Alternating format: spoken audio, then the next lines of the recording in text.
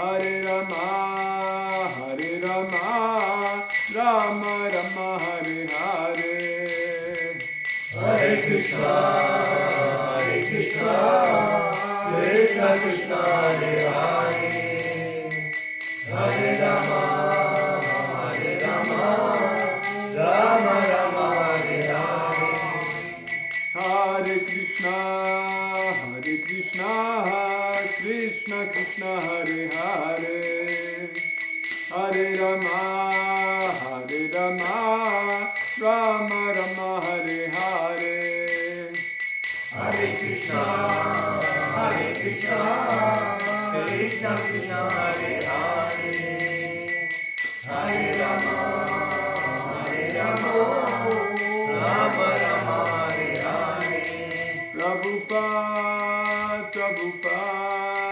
Prabhupada, Jaya Jaya Prabhupada. Jaya Jaya Prabhupada, Jaya Jaya Prabhupada. Om Namo Bhagavate Vasudevaya. Om Namo Bhagavate Vasudevaya. Om Namo Bhagavate Vasudevaya.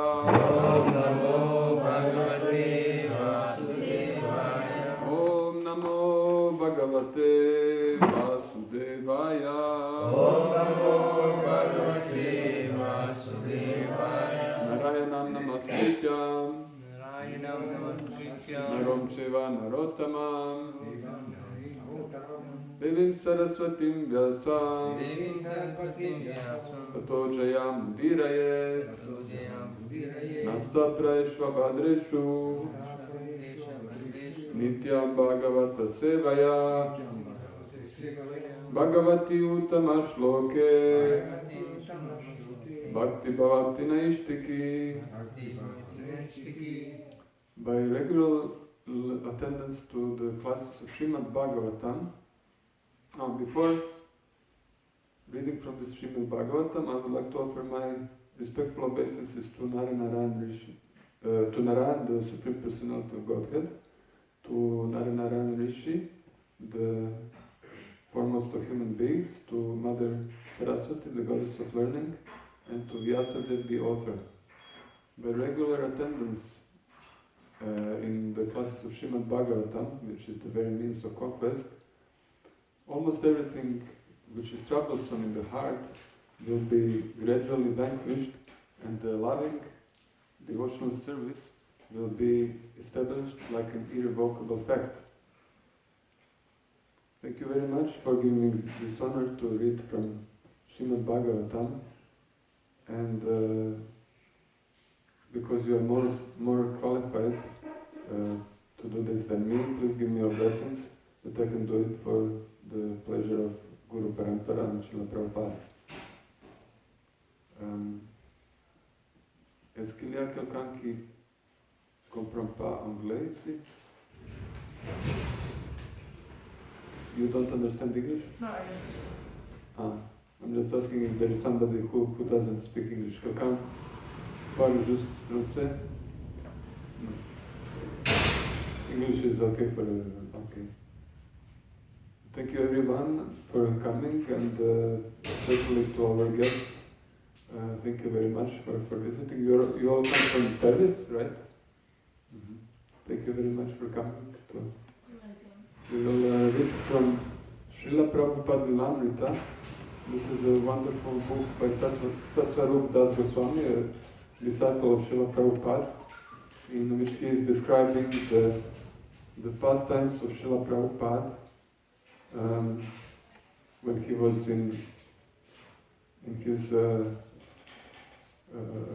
last days on this planet, last years, when he came from India to United States of America, and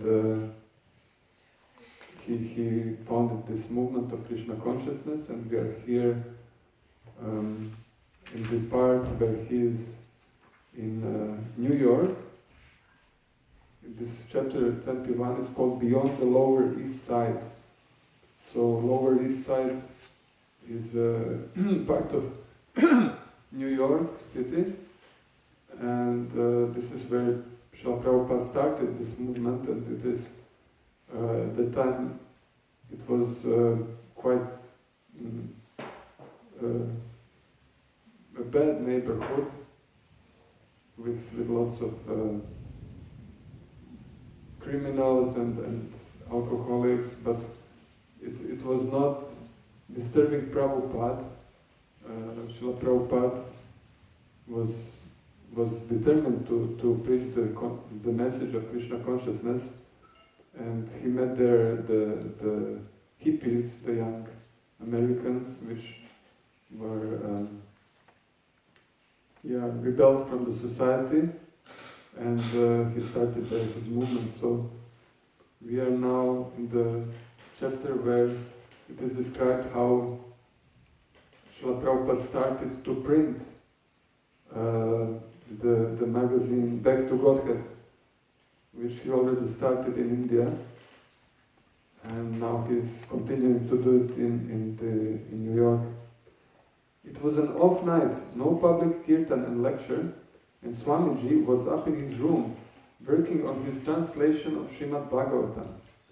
Downstairs, the printing of the first issue had been going on for hours. Raya Ram had typed the stencils, and during the printing he had stood nervously over the machine, examining the printing quality of each page, stroking his beard and murmuring, Now, it was time to collate and staple each magazine. The stencils had lasted for 100 copies, and 100 copies of each of the 28 pages, and the front and back covers were now lined up along two of the unvarnished benches Raphael had made that summer. A few devotees collated and stapled the magazine in an assembly line, walking along the stacks and pages, taking one page under another until they reached the end of the bench, and gave the assembled stack of pages to Gargamuni, who stood brushing his long hair out of his eyes, stapling each magazine with a stapler and staples Brahmananda had brought for his Board of Education office.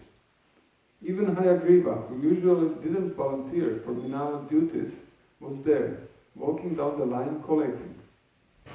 Suddenly, the side door opened, and to their surprise, they saw Swamiji looking in at them.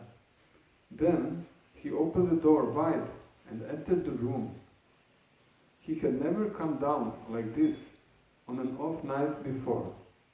They felt an unexpected flush of emotion and love for him, and they dropped down on their knees, bowing their heads to the floor. No, no, he said, raising his hand to stop them, as some were still bowing and others already rising to their feet. Continue what you are doing. When they stood up and saw him standing with them, they weren't sure what to do. But obviously he had come down to see them producing his Back to Godhead magazine. So they continued working, silently and efficiently. Prabhupada walked down the row of pages, his hand and wrist extending gracefully from the folds of his shawl, as he touched a stack of pages, and then a finished magazine. ISKCON Press, he said. Jagannath has designed the cover using a pen and ink drawing of Radha and Krishna, similar to his painting in the temple. It was a simple drawing set within a pattern of concentric circles. The first page opened with the same motto Prabhupada had used for years on his Back to Godhead. Godhead is light, nescience is darkness. Where there is Godhead, there is no nescience. And on the same page, Hayagriva had not been able to resist giving a quotation from William Blake, approved by Swamiji, which substantiated the philosophy of Krishna consciousness.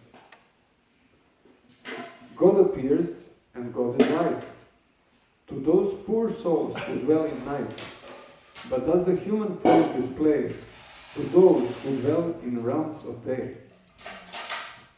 Although the editorial spoke of Blake, Whitman, and Jesus Christ, is stressed. It is to teach this science of devotion to God that Swami Bhaktivedanta has come to America. His message is simple: the chanting of the holy name of God. Hare Krishna, Krishna Krishna, Hare Hare, Hare Rama, Rama Rama, Hare Hare. Following the orders of his spiritual master, His Divine Grace, Sri Srimad Bhaktisiddhanta Saraswati Goswami Prabhupada, Swami Bhaktivedanta began the initial publication of Back to Godhead in 1944.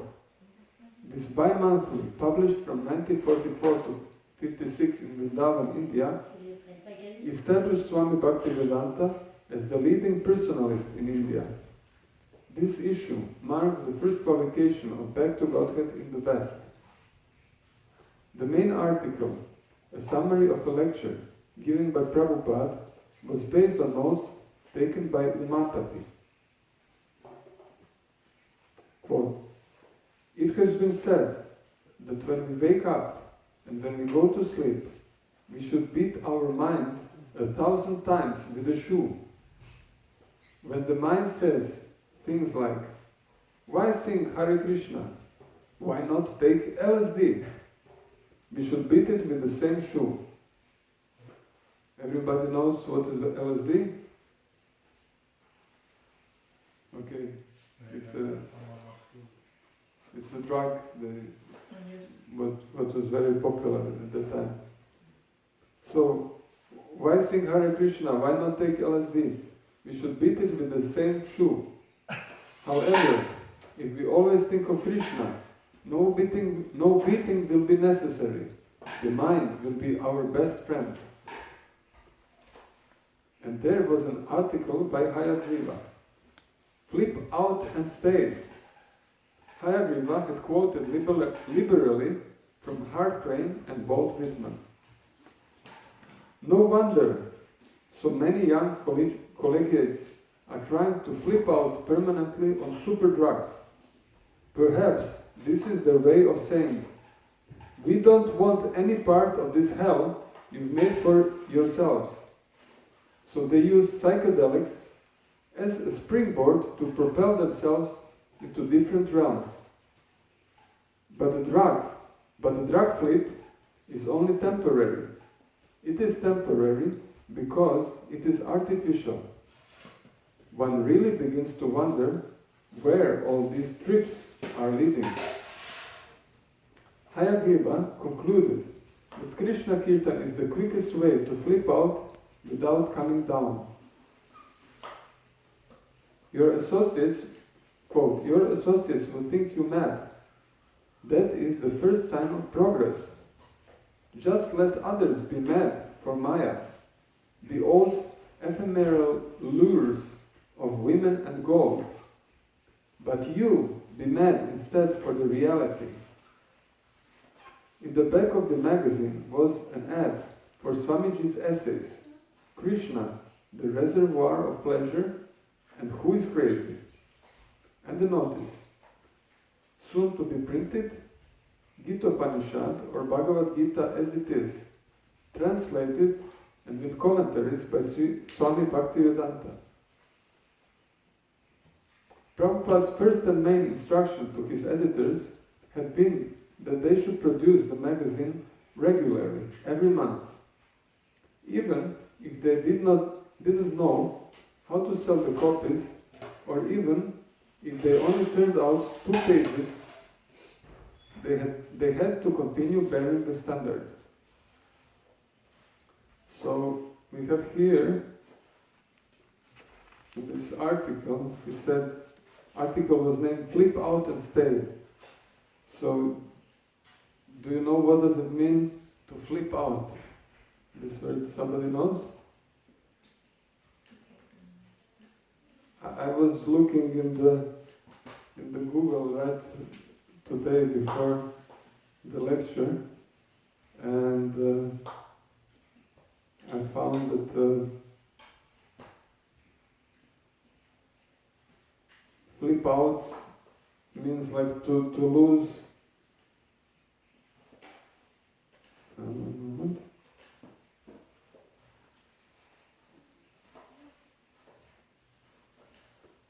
To flip out on somebody means to suddenly start acting crazy in front of someone. Or it can also be used ironically to mean drug taking. So when you take drug, you go crazy, and we know that drugs they incite our senses in the way that one can feel very enthusiastic or very in a very ecstatic state. And this was what was happening at that time. Lots of young people were taking LSD, and they were, I want to say here,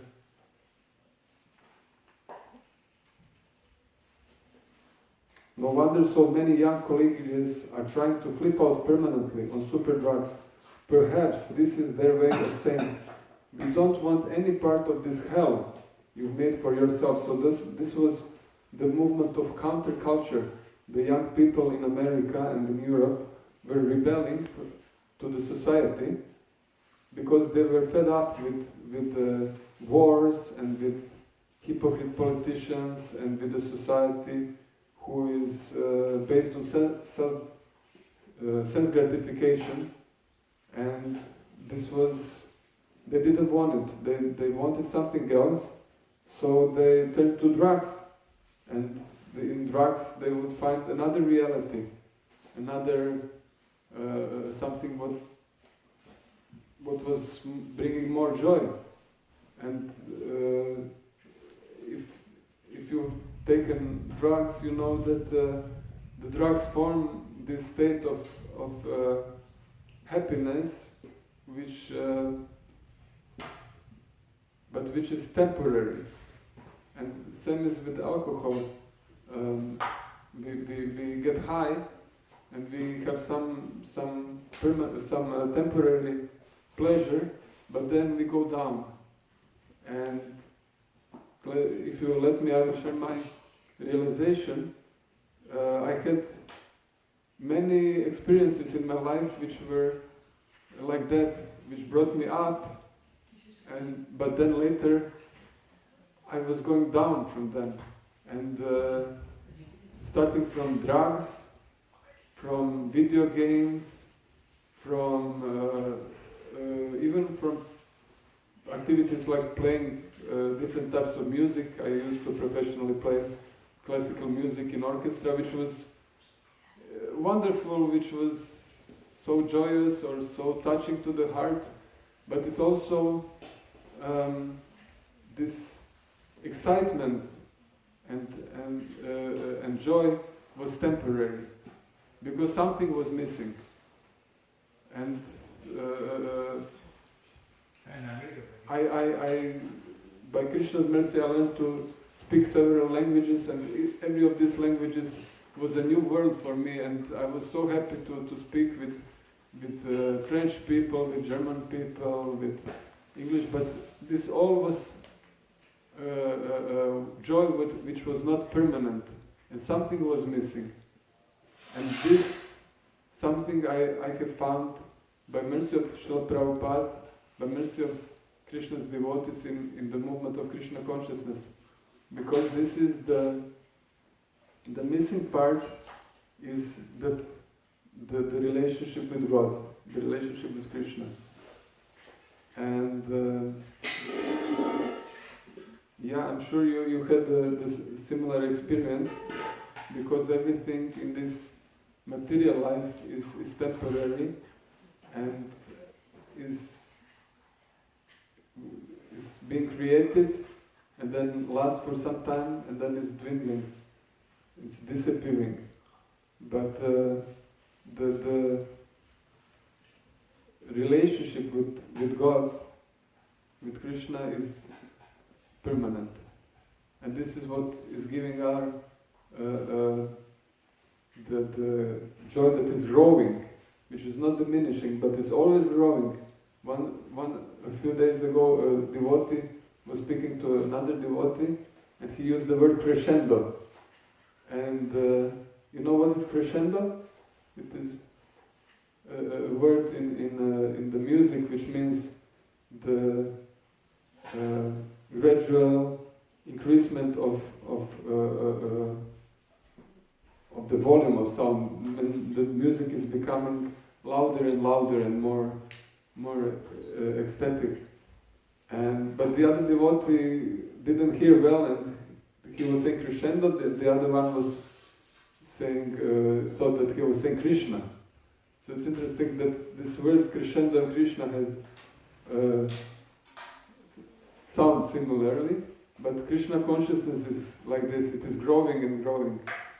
And I could see I was with devotees for last 10 years, and this joy is growing.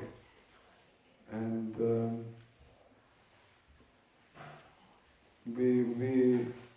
Prabhupada said, now that you've come, just stay. So all that we have to do is just to stay. And we have found the alternative to the materialistic way of living, to materialistic culture. And this alternative is singing Hare Krishna and listening about Krishna. And all we have to do is stay, not to look for alternative to go out to escape from Krishna. I myself, I escaped from a temple in Nrsimhadeva's temple in Germany, where it became my mind. It was a little bit too much, and I started to look for an alternative outside the temple. And I came also from Hamburg. I came to France because my mind started to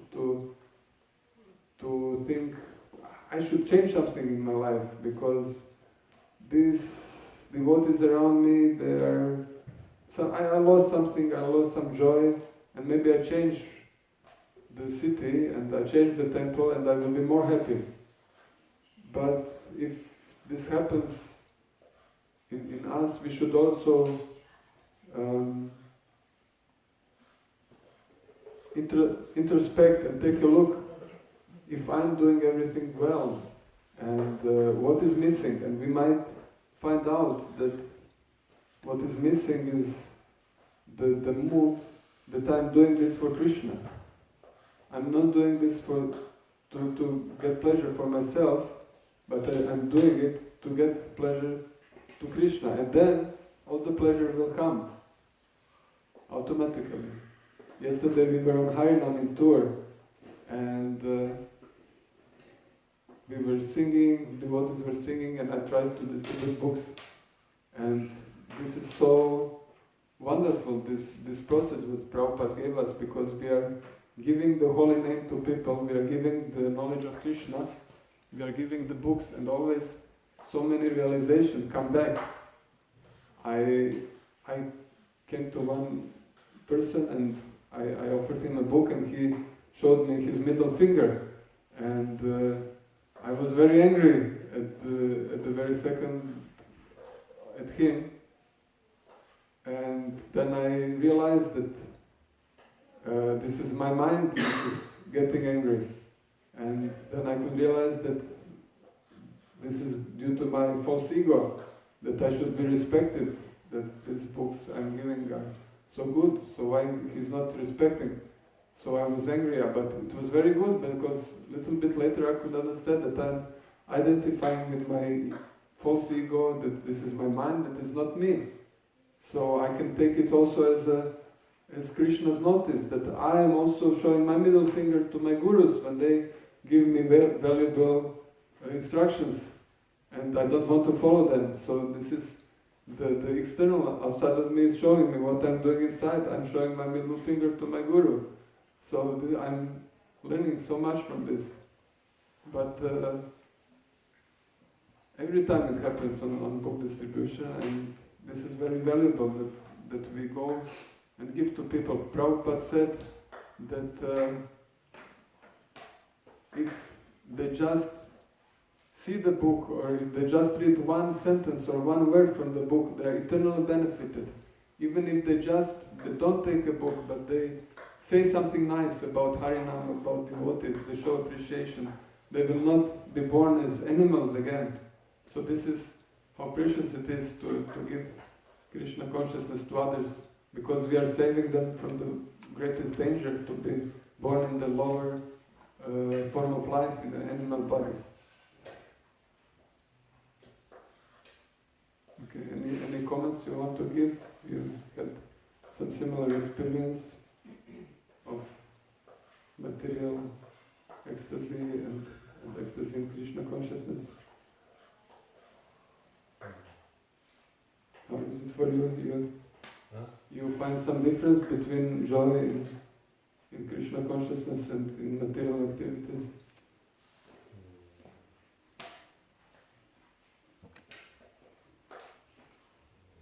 I don't know what to say. I've been very frustrated in life, yes, and I've been frustrated in life. I mean, in my family relationships and like that, so that I've tried to turn to God, pray to God for help. Also, I found much difficulty in the temple in Copenhagen where I'm from. But I really like your point about trying to see also inside when difficulties come. For example, I don't know if it was wrong that actually I left the temple in Copenhagen kind of because I felt stuck in my relationships there with the devotees. So I came here. And actually, it actually made me think maybe that was wrong, but again, I felt I had to because it was stuck. But it's a good point. When is it just my mind that is restless, and when is it actually a good opportunity to grow, get new experience, new temple, new place to serve God? So yeah, really touched by that. Really made me think. Okay. Thank you very much for sharing. Okay. Yeah, Prabhupada said that, or no, it was Ramananda Rai speaking to Lord Chaitanya. The point was that what is the most precious thing that we can lose, most valuable thing that we can lose? You know what it was? The association of devotees. Because we cannot go on in Krishna consciousness. But if we come to this situation, the best is to consult our seniors and speak about this and get the opinions of other devotees. Okay, let's go on.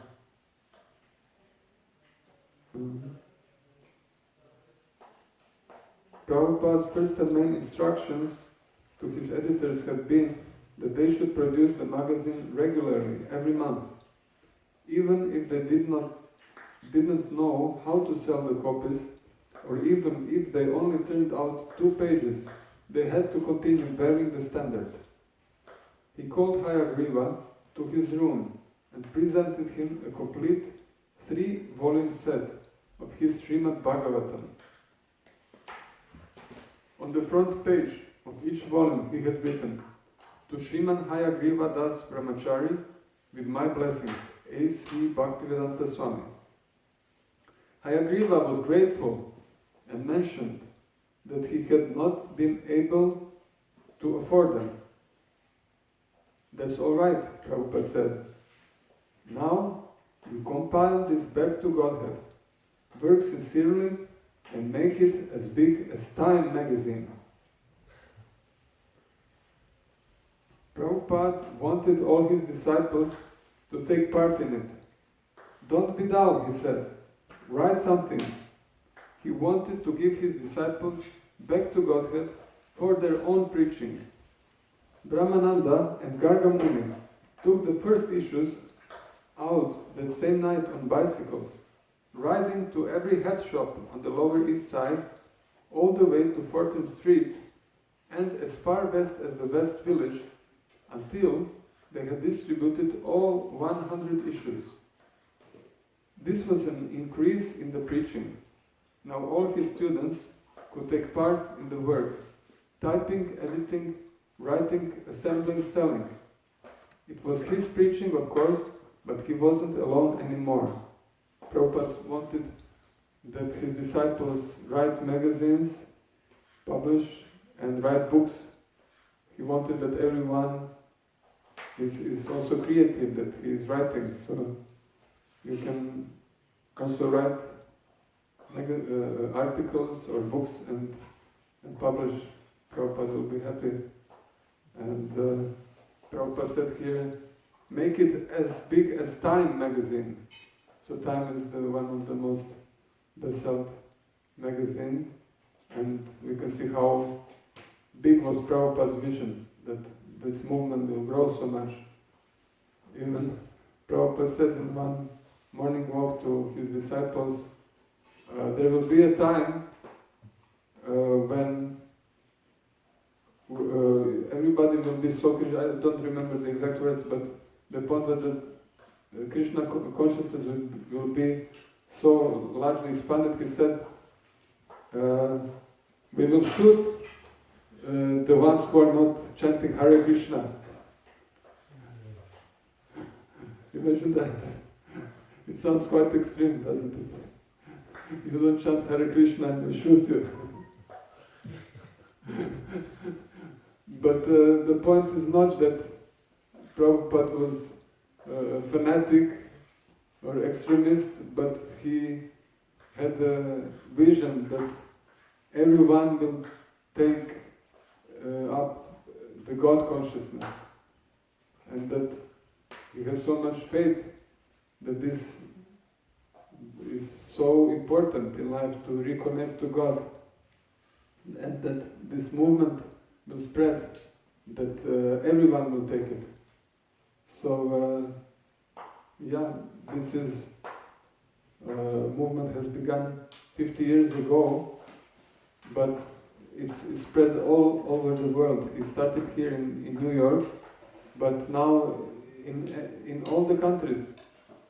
I was in around Europe, in Hungary. There is wonderful temples in Poland, in Czech Republic, Slovakia, Great Britain.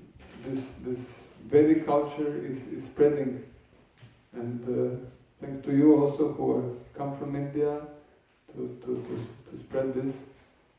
The Western is connected, and the Westerners are coming back to India to get this most essential knowledge of who we are, of what is the human life for.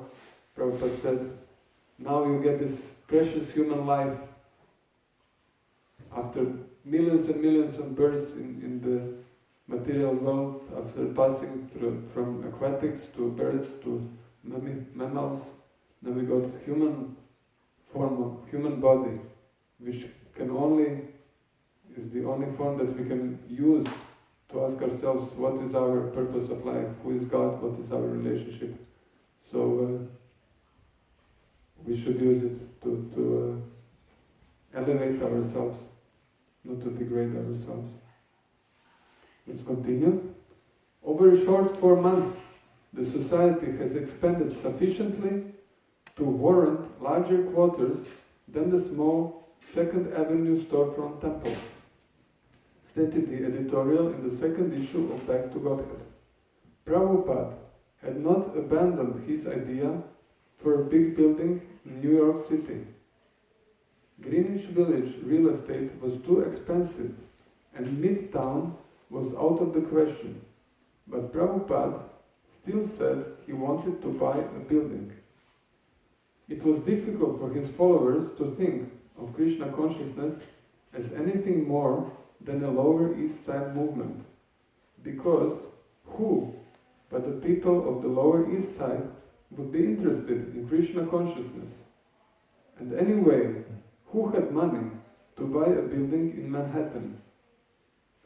But one day, Ravindra Swarup had happened to meet someone, a wealthy Jewish heir, who was sympathetic towards youth movements. who agreed to loan Swamiji $5,000. Ravindra Swarup had arranged the loan, and Swamiji had designated the money as his building's fund, to which he had gradually added another $5,000 that he had collected through incidental donations. But with suitable buildings, starting at $100,000, even this sum seemed petty. Swamiji went with Brahmananda to look at a building on 6th Street that had previously been the Jewish Providential Bank.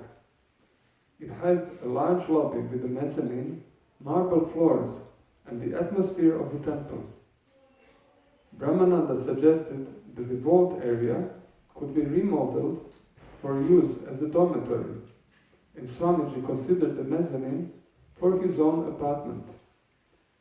The large lobby, he said, could be used for kirtans and lectures. On leaving the building, however, Prabhupada noted that it was located on the corner, by a bus stop. It would not be a good location.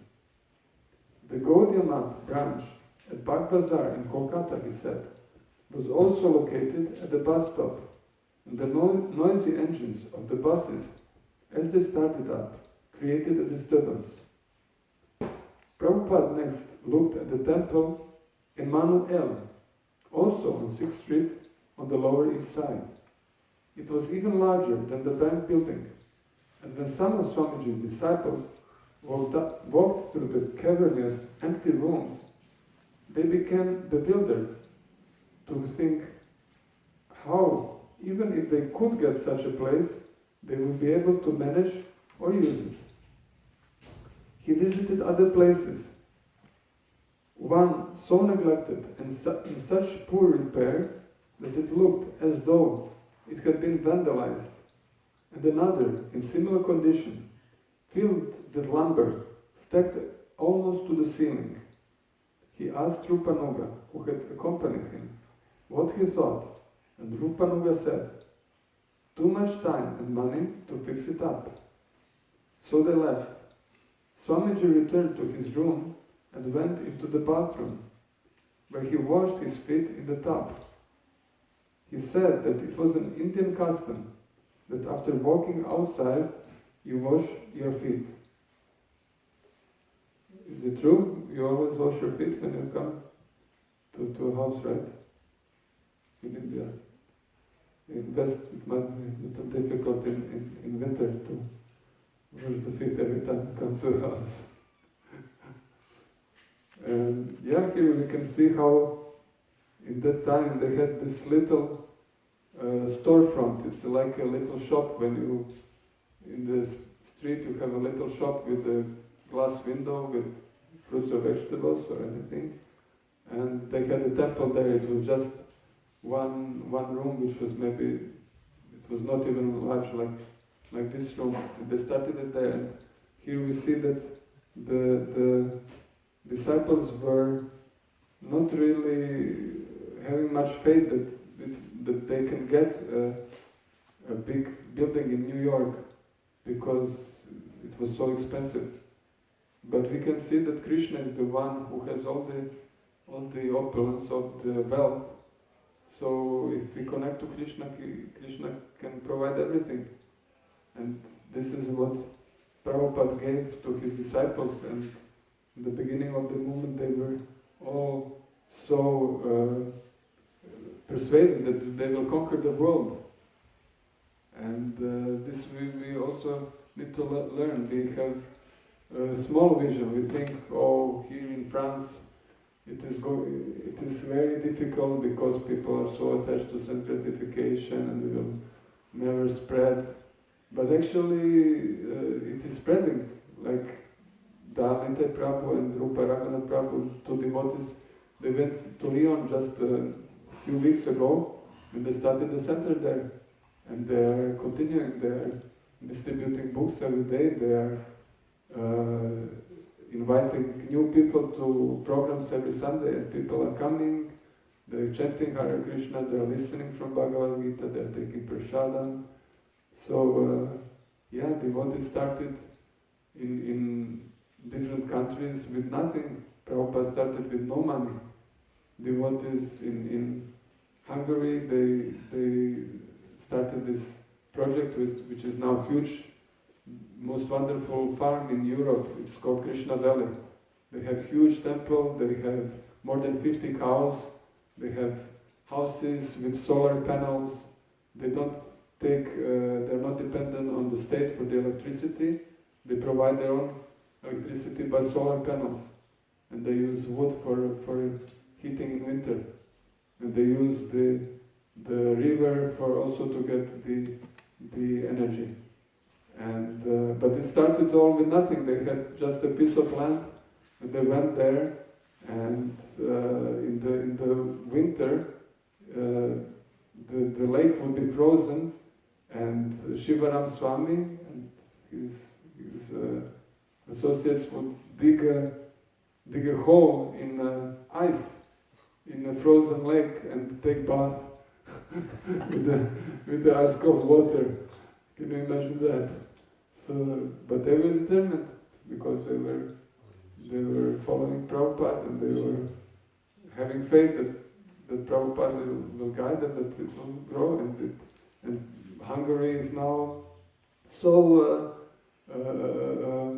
how to say,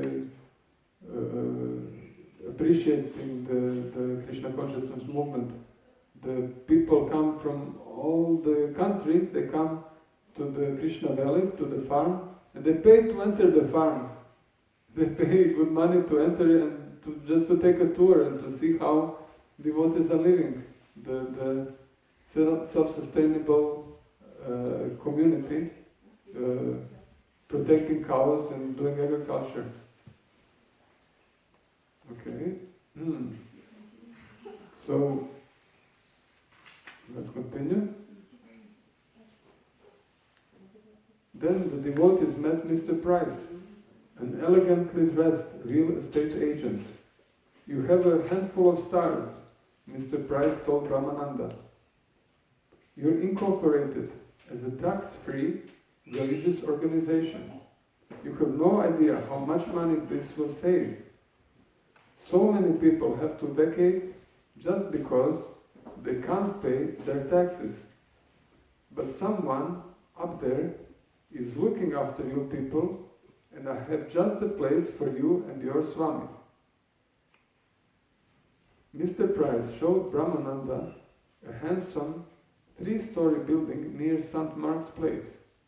It was a good downtown location, near the young people, yet in an area where the uptown people would feel safe.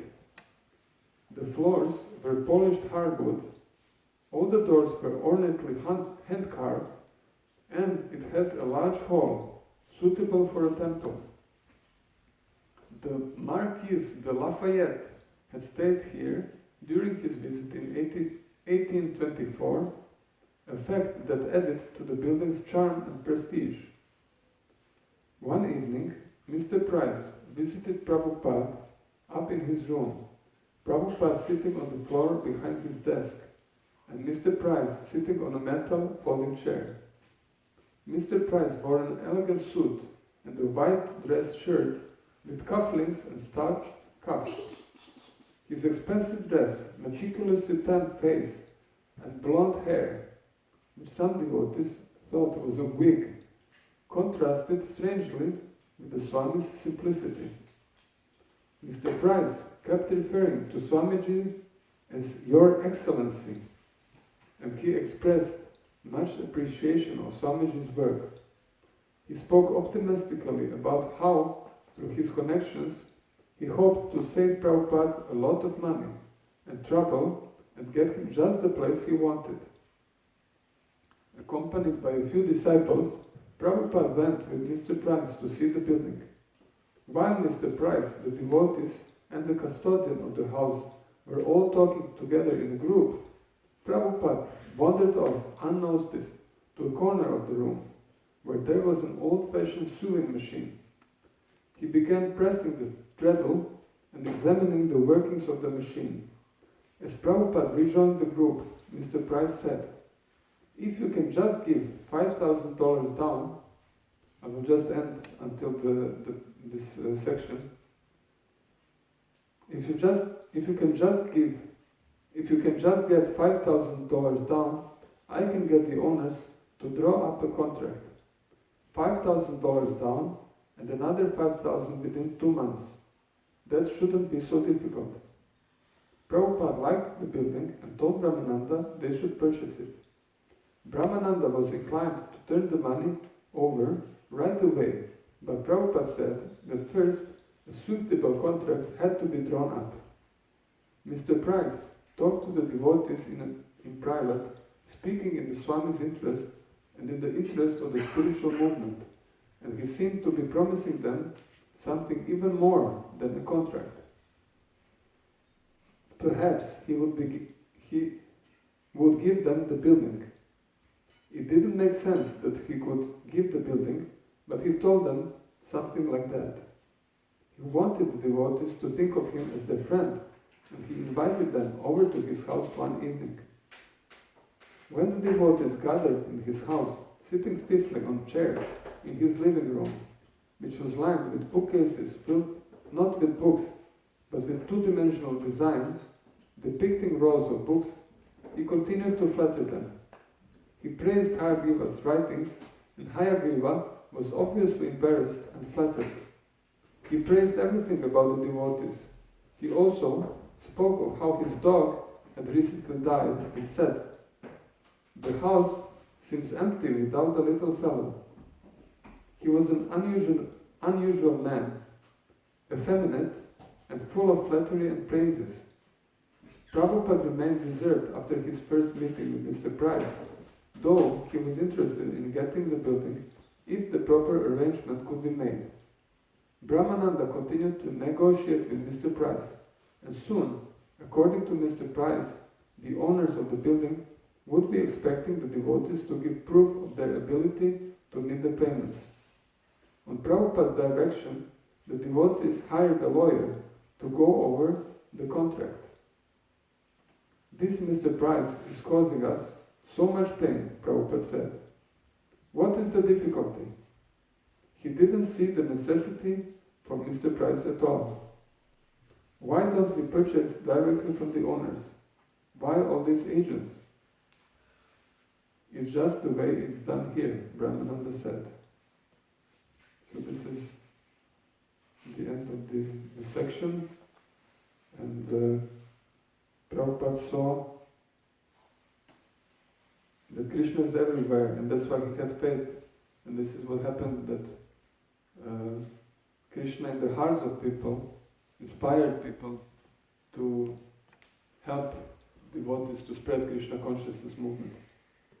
And Prabhupada had a vision that the spirit soul is in everyone's heart, and not that this is Indian thing. This chanting Hare Krishna is the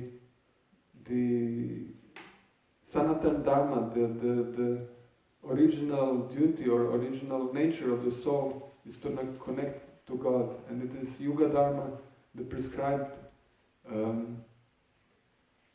process for this age, that by chanting the name of God we can connect to God. So why Prabhupada and his disciples were so successful? Because they had this faith and they were just strictly following what their gurus in the parampara, in the succession, gave them. So this is all we need to do. We just need to follow our seniors, our superiors, and just chant, just follow what Prabhupada gave us, and chant Hare Krishna and listen to Bhagavatam, and everything will manifest, because people will see the sincerity, and Krishna will inspire them in the heart to join. Thank you very much. Do you have any questions or commentaries? Thank you very much for coming and for sharing your Krishna consciousness with us. We need you to come because you were born in Krishna's land in India, and it's written in Bhagavad Gita that when a yogi doesn't attain perfection in his life, he gets born either in a rich family or in a family of spiritualists. So you got a good birth, and please come back again and give us Krishna consciousness. Hare Krishna. Srimad Bhagavatam ki jai, Srila Prabhupada ki jai.